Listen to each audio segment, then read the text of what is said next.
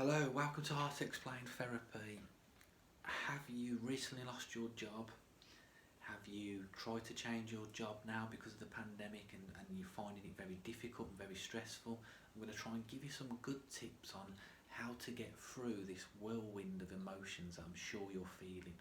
Um, I've been working with several clients at the moment who are all looking for jobs. They've been telling me the process, I've been helping them with the applications and stuff, and it is a minefield, it's a battlefield out there, and there's that many, I don't know if it's that many people going for jobs, or there's the way that the application, they look at an application form now. It seems like they send you a quiz. If you fail, then you don't want to know. It's like they haven't really viewed you as a person. So this rejection and this worry, it's up there with moving house as a really awful experience. So I'm trying to tell you some good tips on how we can get through this process.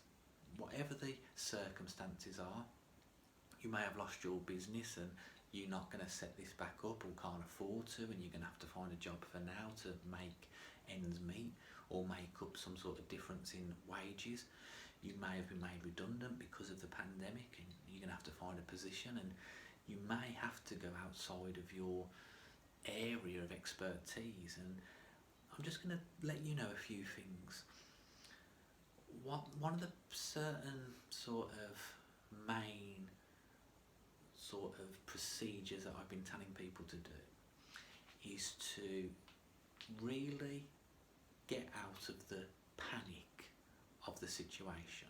Now, I know this is very difficult because you're trying to get a job and you're trying to get it very quickly, but just remember that the anxious, worried you is going to probably fill in a load of applications that when you get the interview, you probably won't want the job anyway, and you're just rushing into quick snap decisions and doing stuff that's just going to be wasteful in the future. So what I'm trying to do is calm you down to make a really good plan. The whole life, anything you do is better if you prepare and plan to do something. This goes for all walks of life. You have to prepare and plan something if you want the outcome to be a percentage better than just instantly doing something. So let's just take a couple of hours to just chill out, to not panic about the situation that you're in, and just get that bit of peace, get that sort of clarity. Because in that clarity, you're going to make the right decisions, you're going to go for the right jobs, and you're probably going to get a little bit more room for ideas and sort of possibility of outcomes. I know that worked with a client recently, struggling to get a job, applied for hundreds, and I mean literally hundreds, for the last 3 months, desperately trying to get a job and failing continuously. And I asked the person to show me their CV. Now, their CV hadn't been updated for 10 years. You're overlooking a massive important thing through the rejection because you're just worried and panicking and you're anxious about getting a job. This is a first step to any goal. Is your CV up to date? Is it looking in the way, CV sort of templates change all the time. Ask someone you know who's sort of 18, 21, they'll know exactly how a CV is supposed to look. Ask them to do it for you. If you're not good on a computer, you're 50 years old now and you struggle with doing this sort of stuff. And let's get the first bit right, because the hundreds of jobs, you get the CV right, you might only have to apply once to the job because your CV is that good.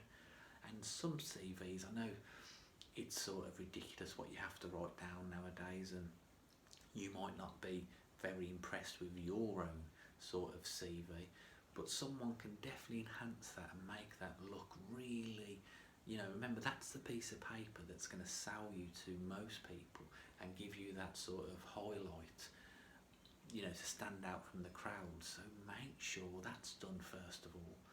And then you see, once you calm down, you get rid of the anxiety of your situation, you'll get new ideas. Another good tip for me that I like to give clients is tell lots of people you're looking for jobs.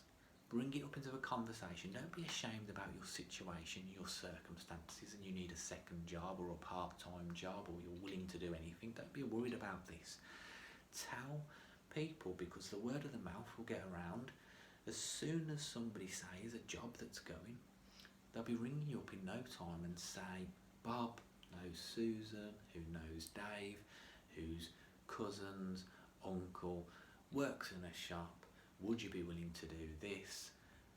And then you've skipped out the whole application process altogether because it's word of mouth. Somebody knows somebody. And, you know, when you tell one person, that becomes 5 people, that becomes 10 people. You've got 10 people basically looking out or listening out for jobs for you. And they might be annoying at first and send you jobs that you don't want to do, but at least you've got several extra pair of eyes. So that's just another little tip that I just think might be handy. But like I say, in this calm moment, really decide what you want to do. A lot of people will look at a certain job and not apply for it based on the income or based on the certain stuff that they want to do. What I would say, especially if you've been out of work for a long time, maybe apply for stuff that's outside of what you really want to do, or the money that you really want to earn, just because, one, it'll be great for you to go through an interview process or to go through a telephone interview. It'll be great experience, so you can kind of be a little bit naughty and use a company without the ever accepting of sort of getting the job, but you can use the process to give you a bit of practice for if you get 3 or 4 of them in before the job that you really want, you're practicing and you're prepared now for the job that you really want to go for, and you've learnt on the weaknesses that you had in the first couple. And another reason I say go for this sort of something outside of the norm that you actually want is because you'll be very surprised that sometimes they might say, we've got this position, are you interested? Or, in the conversation you can say, oh, no, sorry, I'm not going to go for that one, thanks for the thing. And they could say, we've got 4 other positions, would these suit you? And you could find something else, or you could find out that, they're willing to offer a bit more money just to get you because you have got the skills that they want. And you've, been cheeky enough to ask and just say, thank you for the interview, thank you for the stage, but I'm not going to go for the money. And then you can negotiate and things will change, and you're just open.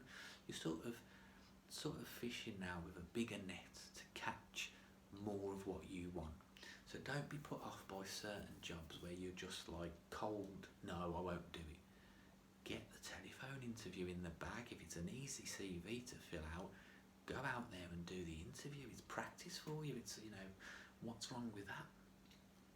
Now I know that you're going to be stressful with the rejection. Nobody likes to be rejected, but you've got to really, again, use your perspective here. Thousands of people at the moment are going for jobs. You're not going to be successful with the competition that you've got just because of the amount of people.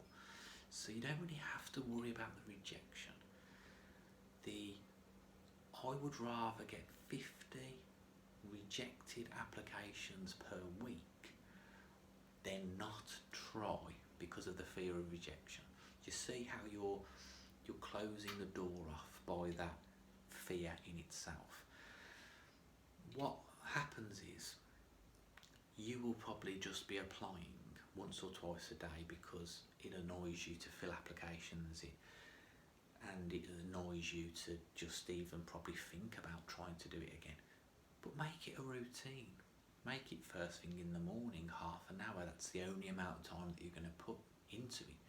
And then half an hour on the night, or just get it all.